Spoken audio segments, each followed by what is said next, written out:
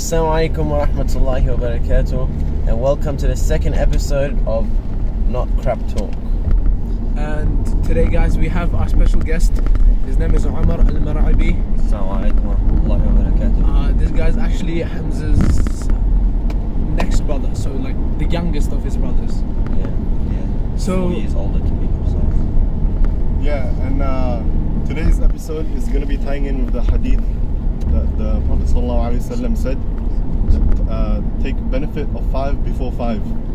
Your youth before your old age, your health before your sickness, your wealth before your poverty, your free time before you're preoccupied, and your life before your death.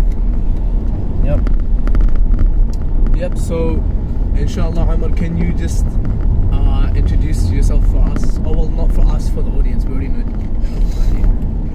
Assalamu alaikum wa rahmatullahi wa barakatuh. My name's Omar Al-Merebi. 21 years of age at the moment. And I used to work as a mechanic for, I'd say, around 2 years. But alhamdulillah, Allah's made it so that I'm not able to do such things, and we'll get into more details about that later on, inshallah. But alhamdulillah, I'm also married at such a young age. I got married around, I had my nikah at 19, which is a good thing. Don't worry, you liberal Muslims will start arguing in the comments and saying, oh, you're too young. It's a big Yeah, anyways, that's a topic for another day. yeah, it's a big epidemic in Islam. Anyways, yeah, alhamdulillah, but Allah has given me a lot more opportunities ever since what happened to me happened, but inshallah we'll get into further detail of that. So you finished school, yeah? Yeah, I finished school. I graduated. I went to school in ICB until year 10, and then from there I went to Runcorn and graduated. And then I did a year in Griffith. I did a 1 year in biomedical science, which was good, but it wasn't really my passion at the time. And alhamdulillah, Allah has given me parents which let me do what I like. A lot of us Arab Muslims and non-Muslims as well know that our parents are really stringent, and they want us to either be a doctor or a lawyer or an engineer. Isn't that right? Yeah.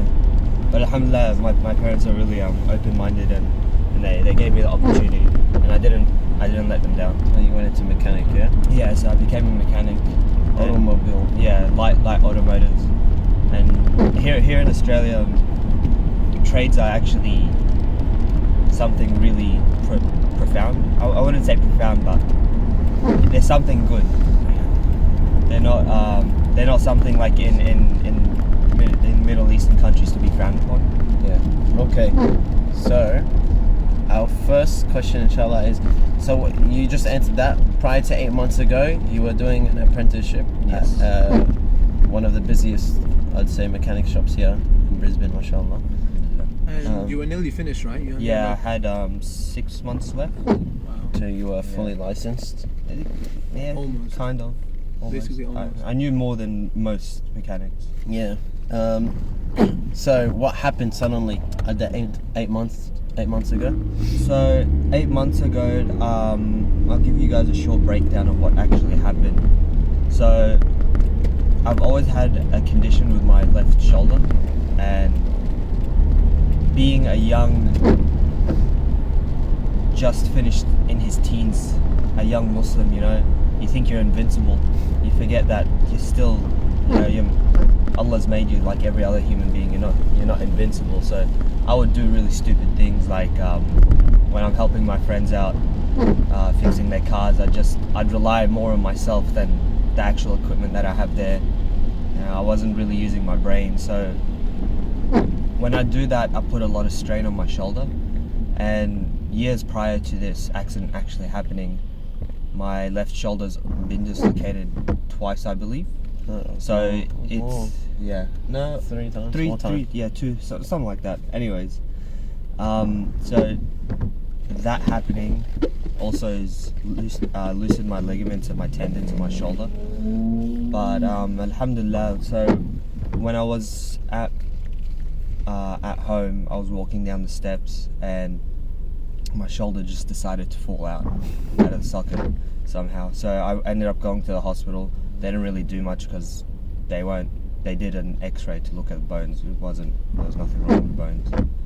But so I kept going around to basically every doctor in Brisbane, and none of them were really helping because they didn't really understand my condition. But I guess this was all part of Allah's plan, is to just get,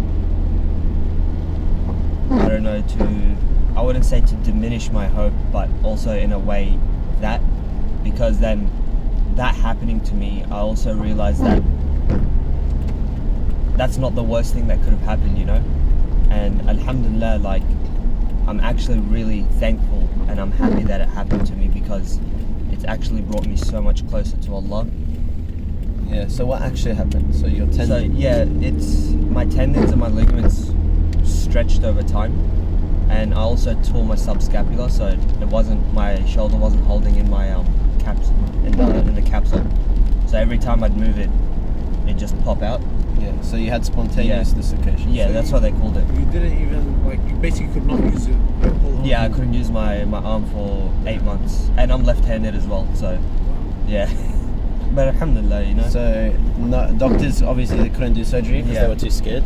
Yeah, because every doctor that I went to said that I was too young, and I guess I get where they're coming from, because they don't want to do a full shoulder reconstruction when I'm 20 or 21. Yeah. Because this happened early this year. Last year. Well, last year, yeah, October last year, going into this year. And alhamdulillah, it's only been, what, 2 months ago? Oh, a month ago since I could move my shoulder now. Yeah. Something like that, alhamdulillah. Okay, so obviously you had... wait, Adli, do you have a question?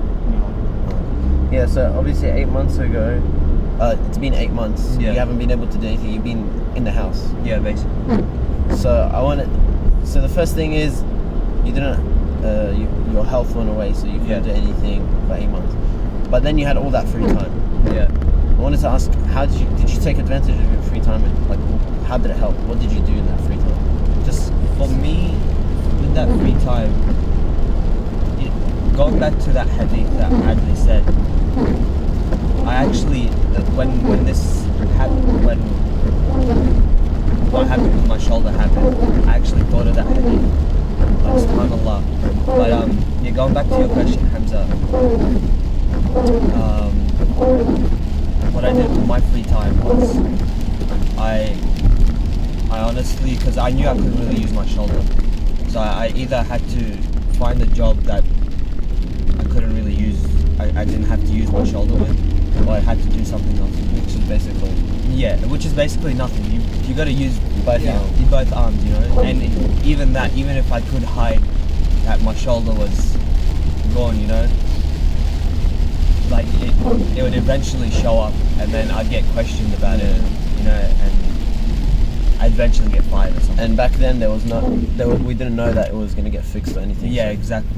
You basically thought you would never get healed. Yeah, but I realized something was, what I did with my spare time was I used it a lot to get more information about the deen. I started reading up about Hadith. I started reading the Seerah of the Prophet Muhammad. I started memorizing more Quran on my own, and honestly, just doing that in itself actually helped my mental state a lot more.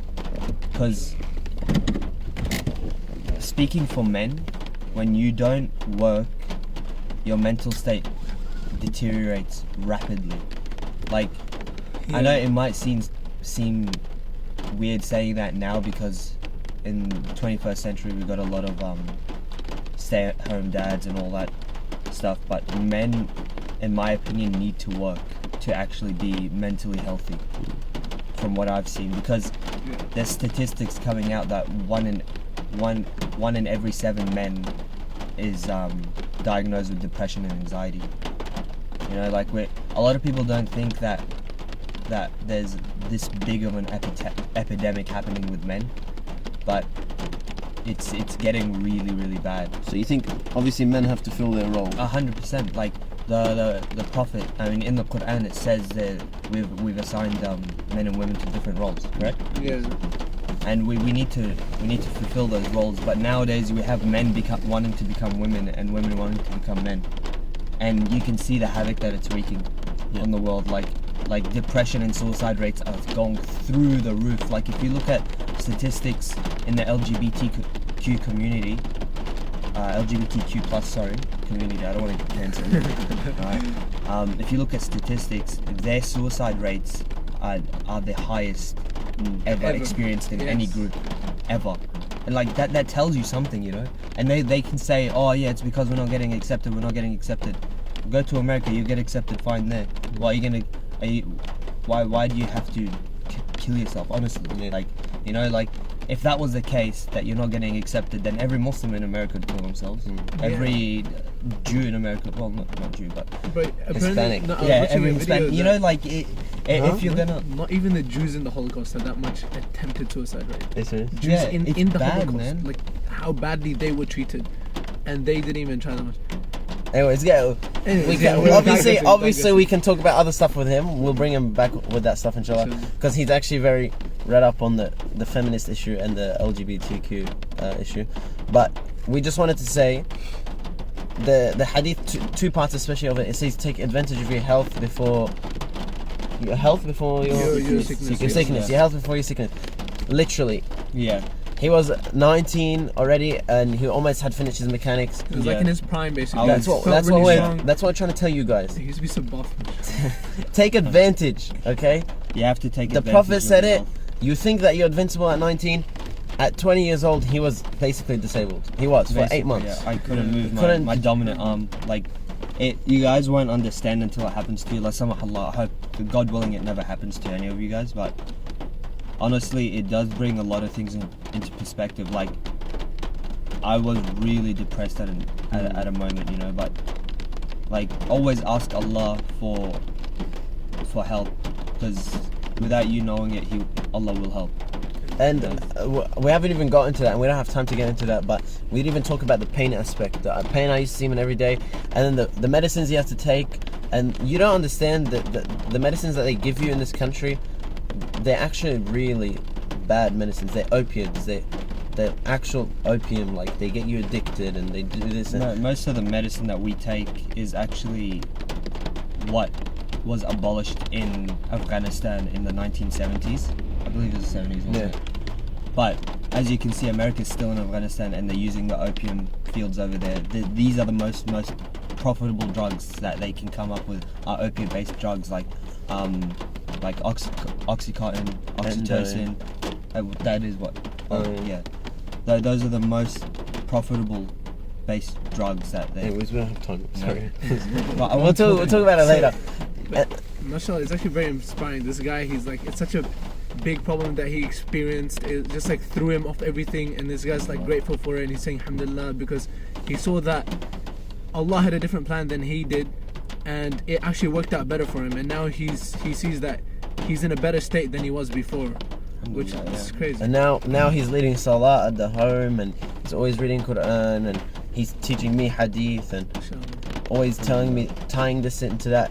And inshallah, his dream is to do da'wah, inshallah. We all make dua for that, inshallah. He wants to be give back to the community, inshallah. So that was the second part. Take time of your take advantage of your free time, because you don't know when you're gonna get preoccupied. Okay, so inshallah, with that, before we finish, June, I'll just say the hadith one more time. One more time? Yes. Okay.